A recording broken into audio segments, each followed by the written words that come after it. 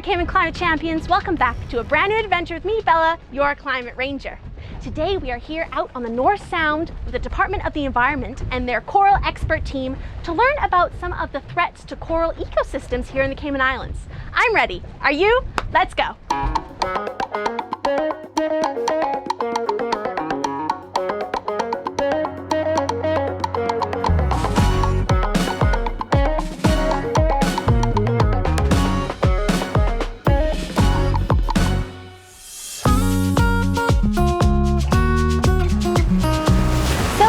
Here with Steph, one of our coral experts.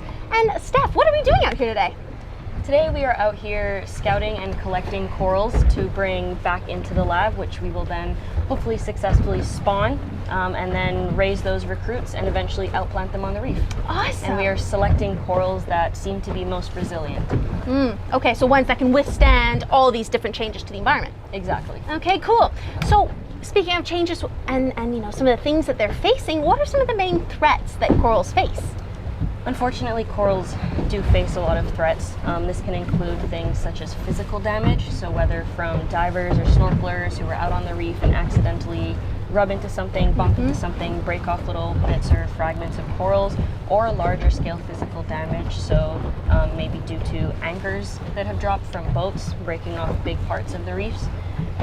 Corals are also another threat that they face is overfishing, removing a lot of the fish from the reefs that kind of do their job to keep the reefs as clean and healthy as possible, as well as pollution. Pollution is never good, whether on land or definitely in the ocean with our coral reefs.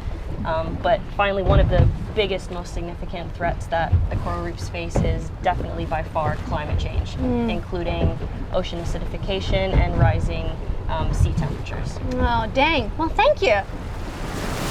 Okay, so here we are with Anne, another one of our coral experts. Hi, Anne. Hi. So, Anne, climate change. You know, as Steph just mentioned to us, climate change is a really big thing. So how do things like ocean acidification and warming oceans affect coral? Yeah, it's a really good question. So for corals to grow, they need to generate calcium carbonate at a rate that's faster than the rate of erosion. So unfortunately, ocean acidification really messes with this, and it reduces the rate that calcium carbonate is produced, which means that the coral skeletons don't grow as quickly. It means that corals don't recover as quickly if there is any physical damage. It takes a long, long time for them to be restored. So that's a real problem that we face in terms of climate change. And sea temperature rise is also very, very drastic.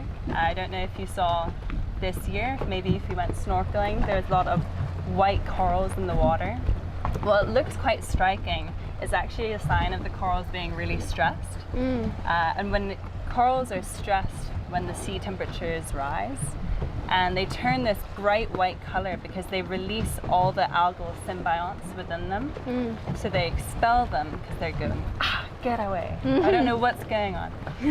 But that means they lose their primary source of food, which again means that their growth rate is reduced. They're more susceptible to disease because their immune systems really weaken. And so you see knock-on effects long-term of bleaching events. And while the corals don't die, if they're bleached and they can regain their algal populations, continuous bleaching events do have quite a drastic consequence on our reefs, and it just makes them far more susceptible to disease or additional human pressures that we put on them. Oh, thank you. Yeah, you're welcome. Well, that was an incredible morning out at sea with the DOE team collecting coral eggs for spawning. And now we're going to learn a bit more about the DOE's Coral Lab. And we're going to learn it with DOE Research Manager, Croy McCoy. Hi, Croy. Hi. How you doing, Bella? How you doing? I'm great. We missed you on the boat. Well, somebody got to stay in the office. Exactly. So tell us a bit more about your Coral Lab. Oh, late last year, we acquired a coral spawning lab from a private donor, the Foster Group, who's very enthusiastic about the environment and coral restoration. I guess we should go to the lab and check it out then. I would love to show you the lab. It's a very interesting and it's a masterpiece for us. I'm so excited. Yeah. Okay, let's go. Let's do it. And here we are to our amazing lab. It's Cody Panton. It's Justin Porter and Stephanie Gunby. Nice to meet you guys. This is like a spaceship. Yeah, it's two systems. It's System 1 and System 2. And it's based on a Triton system, as I mentioned, and it has a lot of moving parts, so to speak, but it makes our lives easier as biologists or even the saltwater aquarists maintain these systems because of the technology it involves. Okay, so we're here with Justin now. And Justin, we have 2 tanks full of, I guess, the mom and pop corals, right? That are gonna produce some babies that then you're gonna grow before you pop them out on the reef. That's right. Okay, so tell us a bit more about some of the conservation initiatives on Cayman that you're doing and some of the managing that you're doing of the coral reef ecosystems to hopefully help them. So here in Cayman, we're actually fortunate to have been one of the leaders in marine conservation in the region. And so we were actually the first place in the Caribbean to actually institute marine protected areas with our marine park system. And so that marine park system actually was recently enhanced and expanded in area. And so it now actually covers roughly 50% of our coastal waters, which is where we focus on protecting. And so in that marine park system, which we're now calling marine reserves, it's now covering a larger area of our coastal reef shelf. Most places and globally actually there is a goal to protect around 30%. So we're actually ahead of the curve on that, which is actually great. But we also have other conservation initiatives and other management strategies that are in place. They're all actually informed by our monitoring and the science that we have to back it up. But those other measures actually include things like our size limits, where we have minimum size limits for the fish that are collected. We also have catch limits on things like conch and lobster, as well as closed and open seasons. Also conservation on the Nassau grouper, which is another one of our major wings, where the spawning aggregations are protected. And in the sister islands, in Little Cayman especially, we have the largest spawning aggregation of Nassau grouper in the Caribbean. And that's something where it went from being much smaller numbers to now in excess of 10,000. Right? Other initiatives that we have in place are things like our coral restoration programs and the things like we're doing in the lab here, where we're actually taking some of the corals that are the hardiest and most resilient of the corals. These are the ones that have survived diseases and coral bleaching, and we're taking those, we're actually growing some of them in the lab. We also have coral nurseries that are actually out in the ocean as well, and we try to grow these resistant individuals to help evolution along, really.